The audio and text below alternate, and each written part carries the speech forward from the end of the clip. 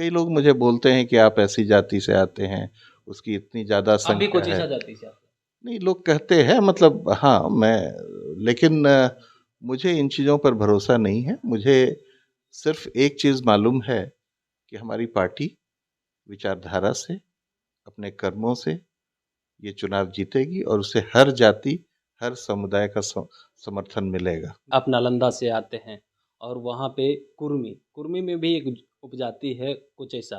तो क्या लग रहा है जिस तरह से 2019 की बात करें तो नीतीश कुमार के साथ थे। तो इस बार क्या लग रहा है कुर्मी उपजाति किस तरफ है? नालंदा की जनता पूरी तरह से मतलब आप कह लें तो 60 से 70% लोग, हम तो रोज गांव में घूमते हैं, वो भाजपा के साथ लगते हैं। कहा भी जा रहा है कि नीतीश कुमार भी चुनाव वहाँ से लड़ सकते हैं।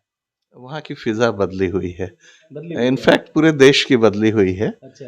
और कई बातें होती है, कुछ बातें पूर्व के जो शासक हैं उनके बारे में भी होती है, और उनके उम्र के बारे में भी होती है, उनके तबीयत के बारे में भी होती है। संसद सत्र का शीतकालीन सत्र चल रहा है। ऐसे में संसद में जिस तरह से चूक हुई है उसको लेकर के विपक्ष लगातार हंगामावर्त है और इसी क्रम में उन पे कार्रवाई भी हुई।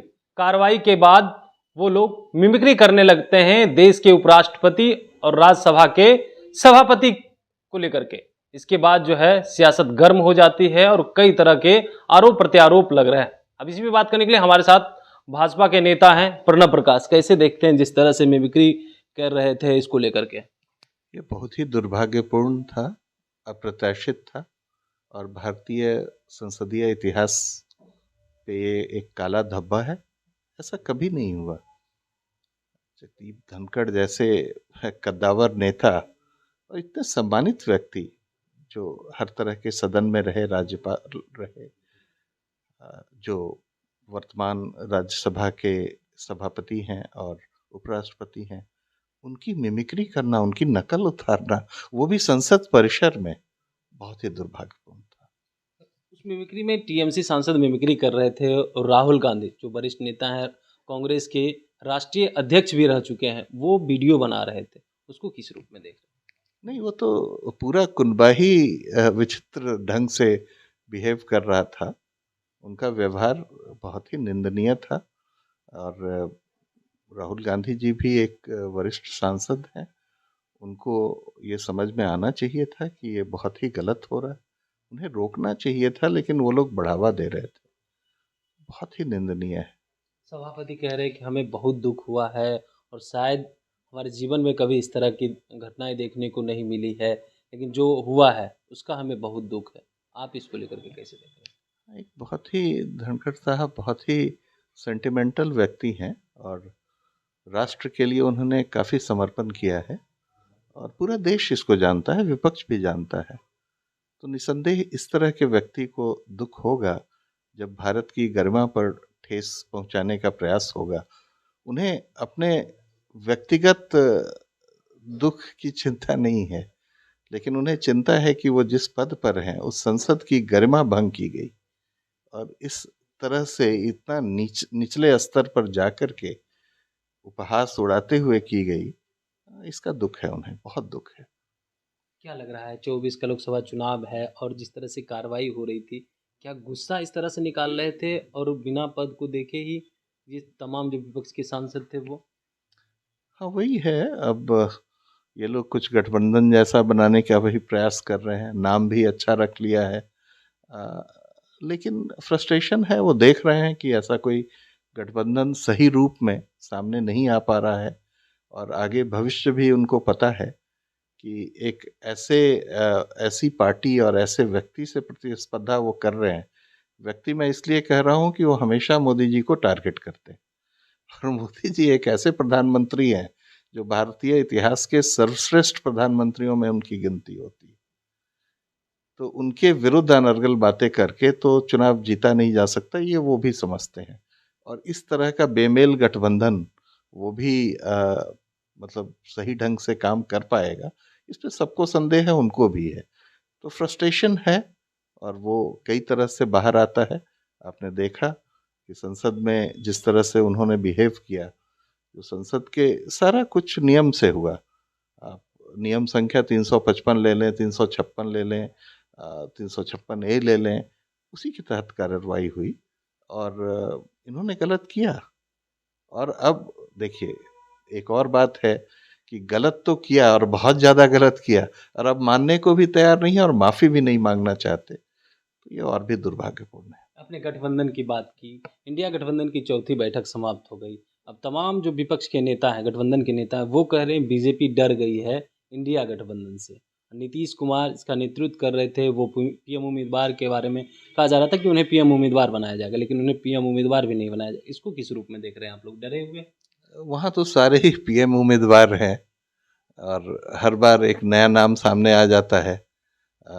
इस बार खड़गे साहब का नाम सामने आया है कि वो पीएम उम्मीदवार होंगे, वो संयोजक होंगे।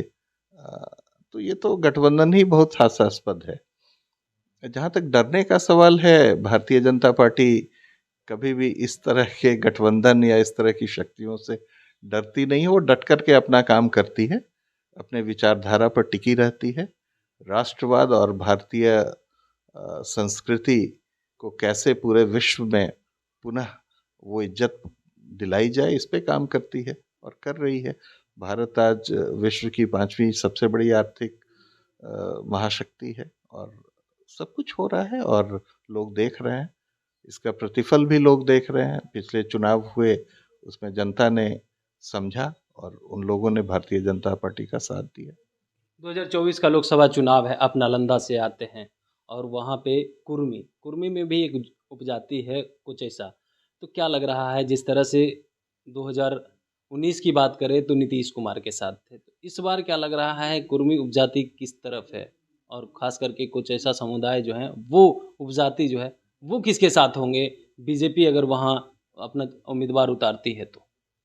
देखिए, जाति आधारित राजनीति बीजेपी नहीं करती, न मैं इसमें विश्वास रखता हूँ, न वो लोग करते हैं। कई लोग मुझे बोलते हैं कि आप ऐसी जाति से आते हैं, उसकी इतनी ज़्यादा संख्या है। कोचैसा जाति से आते हैं? नहीं, लोग कहते हैं, मतलब हाँ, लेकिन मुझे इन चीज़ों पर भरोसा नहीं है। मुझे सिर्फ एक चीज़ मालूम है कि हमारी पार्टी विचारधारा से, अपने कर्मों से ये चुनाव जीतेगी और उसे हर जाति, हर समुदाय का समर्थन मिलेगा। एक आखिरी सवाल लेंगे कि जिस तरह से आप वहाँ से आते भी हैं, घूमते भी होंगे, वहाँ क्या लग रहा है इस बार किस तरफ जाएगा 24 में, किस तरफ वहाँ की जनता, नालंदा की जनता? क्योंकि कहा भी जा रहा है कि नीतीश कुमार भी चुनाव वहाँ से लड़ सकते हैं। वहाँ की फिजा बदली हुई है, इनफैक्ट पूरे देश की बदली हुई है। अच्छा।